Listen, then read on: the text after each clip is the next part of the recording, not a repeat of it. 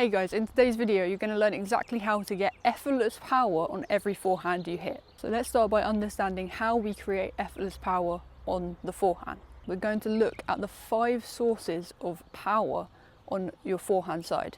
So the number one source of power on your forehand side is your legs, and leg drive in particular. So when I'm referring to leg drive, I'm talking about loading the legs and unloading on every forehand you hit. And that includes closed stance forehands, semi-open stance forehands, and even open stance forehands.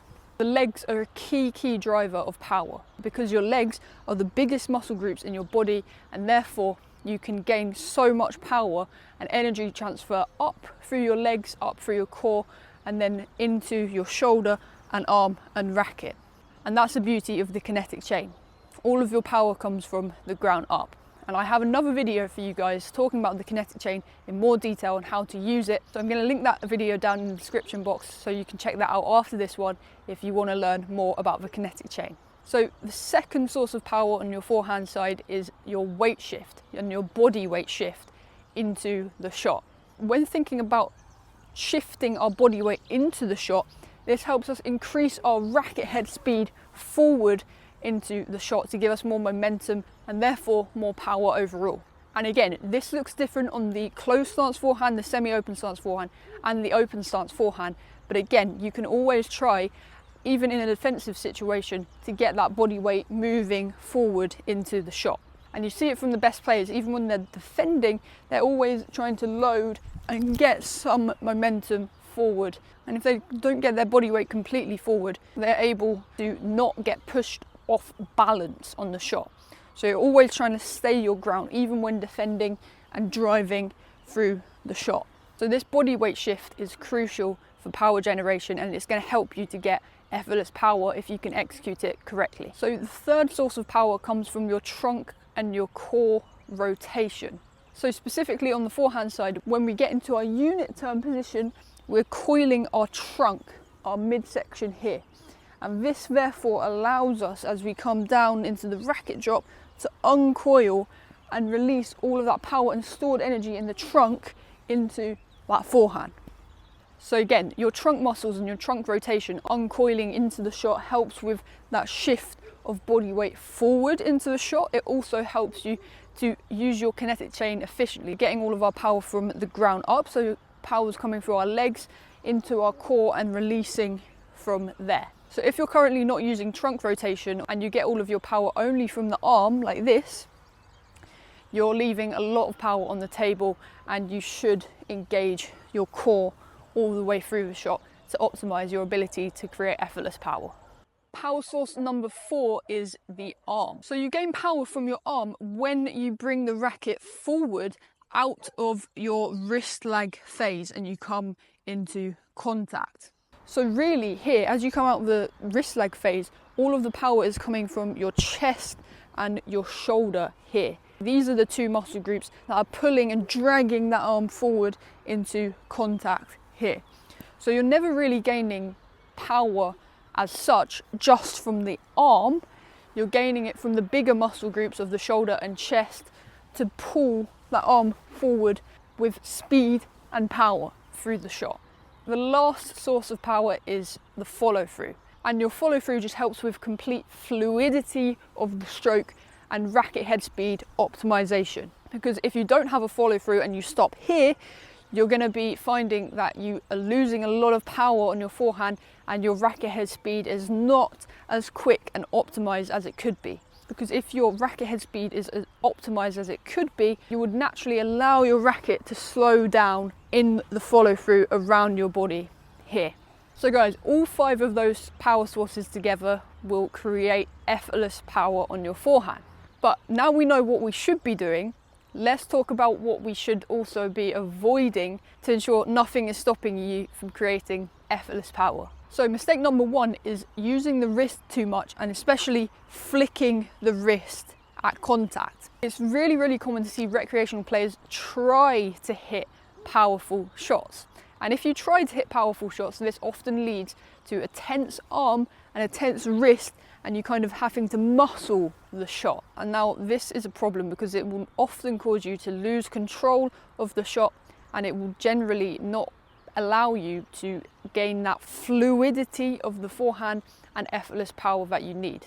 So instead, guys, you want to really ensure that your arm is loose, your wrist is relaxed, and you're not going to try and gain any power from the arm or the smaller muscle groups in your wrist and forearm. What you should be doing is gaining your power from those 5 sources of power that I just mentioned. Another key mistake that I see a lot of players make is not using their legs. So essentially, when you don't use your legs on the shot, you're just relying on your arm and small muscle groups to create power. And this therefore decreases your chances of gaining as much power as you can from the stroke. In addition to power optimization, the legs help with overall control and fluidity of your forehand. So not using them is really an issue.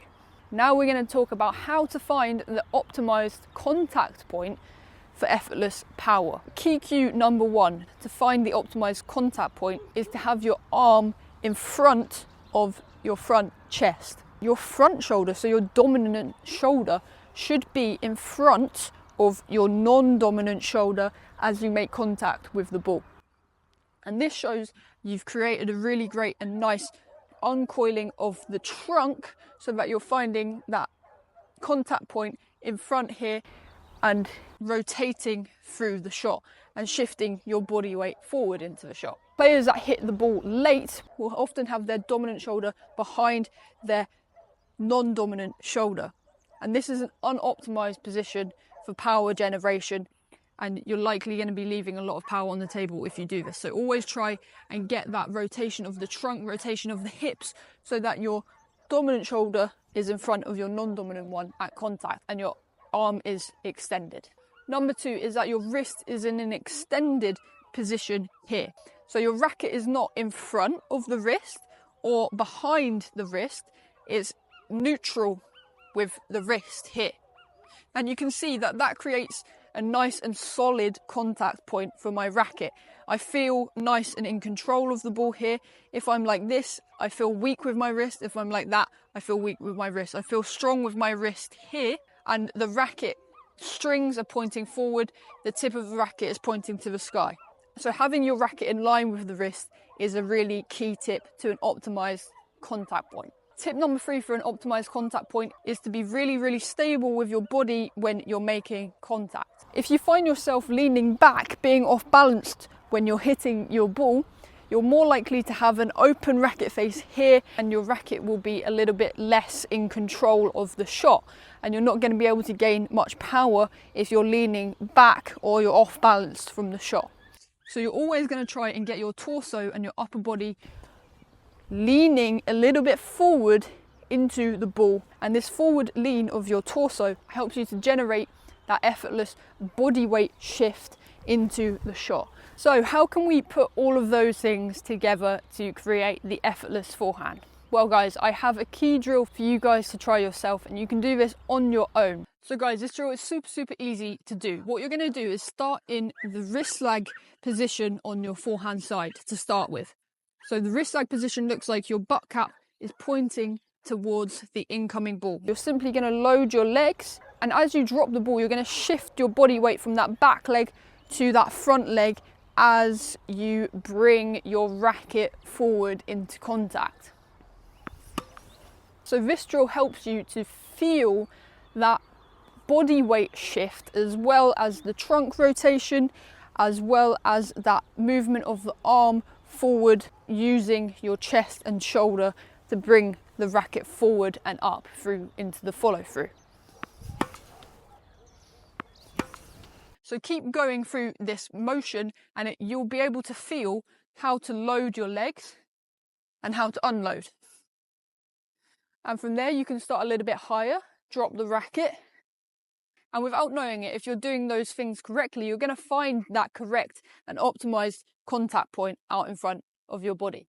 So guys, the next step from that drill is to obviously get into a rally with a partner, or use your ball machine to try and receive that incoming ball and keeping with the same motion. So the key thing is, guys, is to try and get that into your muscle memory. Trying always on every shot to load the legs and uncoil as efficiently as you can using those 5 key power sources that I've mentioned in today's video. And guys, if you'd like to get your forehand, or any stroke for that matter, analysed by me, then click that first link in my description box below to check out stroke analysis with me. I'll be able to help you to unlock effortless power on your forehand. And guys, I'll see you in my next video.